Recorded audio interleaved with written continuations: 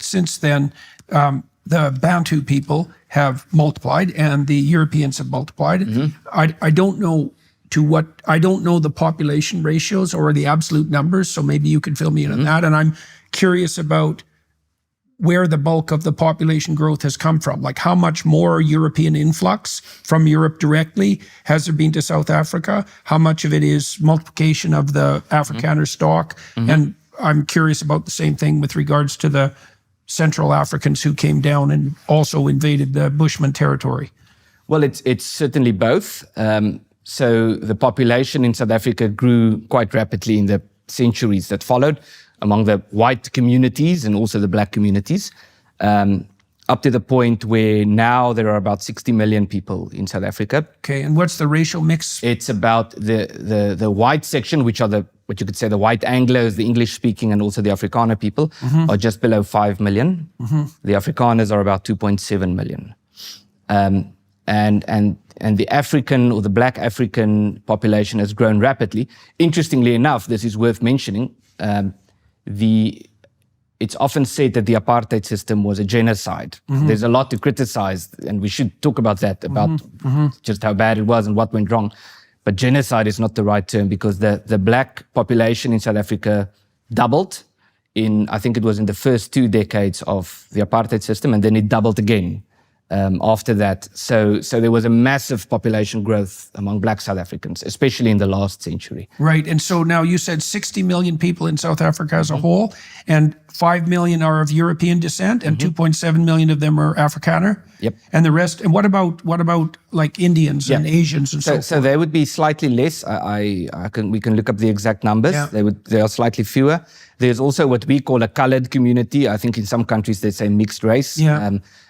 Quite significant, quite big as well, bigger than the Afrikaner community. They generally speak Afrikaans, the same language as us, but they have their own culture that they've developed over time. They also live mostly more in the southern parts of South Africa. So just from a racial perspective, South Africa is very diverse. But as you mentioned initially, races are not homogeneous. So if you consider the fact that within the different racial groups, there are different cultures and communities, the diversity, the complexity of South African society is really something that people should take note of. And it's easy to simplify that by simply saying, oh, there are white people and black people, and the whites and blacks are in conflict. That's so oversimplified that it's a false narrative. Right. Well, and a false narrative that can be usefully repurposed. Exactly. Okay, so now my suspicions are, and we'll get back to this as we proceed in our discussion, that the history that you briefly outlined, which puts things in context quite nicely, would be criticized by leftist and radical historians. Okay, so what would be the counter story for? Well, because I don't know a lot about South Africa, but what I do know is in accordance with what you just described. I knew that the land was basically sparsely occupied before the Europeans came, and that most of the people who live there now who aren't European came from Central Africa and weren't there originally. And so it's actually a story of, well, a sparsely inhabited hunter-gatherer society that was mobile, being pressured from the south and from the north by two competing diverse racial groups, and that produced a population explosion over the last 300 years, the transformation of a hunter-gatherer society into an agricultural and industrial society. That looks, and that's roughly the story that you told. Now, but that isn't the story that the typical Westerner who isn't South African, if you guys are Westerners, which I guess, we are Westerners, yes. And so that's not the story that is on everyone's, like at the tip of everyone's tongue, and everyone being people who are absolutely 100% ignorant about South African history, like they are about their own history.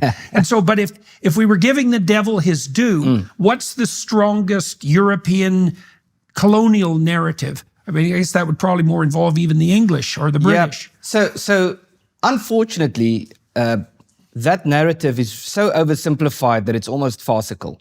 So the one claim would be that Europe is the continent for white people and Africa is the continent for black people.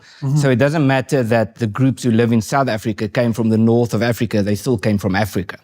That's kind of hard on the North Africans. Yes, and so my answer to that is that implies that if you apply that same argument to Europe, then you should say black people in Europe are not welcome. They should go back to Africa. Because the narrative in South Africa is whites must go back to Europe because this is black people's continent. Well, it also begs the question of which black people. For Yeah, example, exactly. like is it the San, the Bushmen, or the Bantu, let's say? And it's not like that's the only kind of black people that are in Africa. And so the political slogan is that when the Dutch came, they didn't bring any land on their ships. So that's sort of the joke that, oh, you came and you colonized.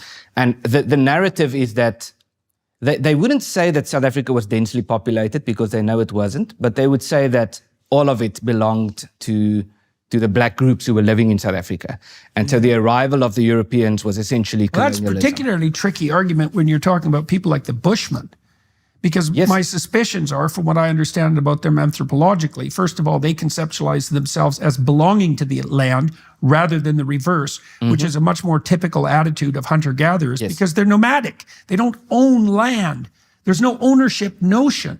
And so what did the Bushmen own? They definitely owned their bows and arrows and the things they could carry with them, which were very lightweight, and I don't believe they had domesticated animals.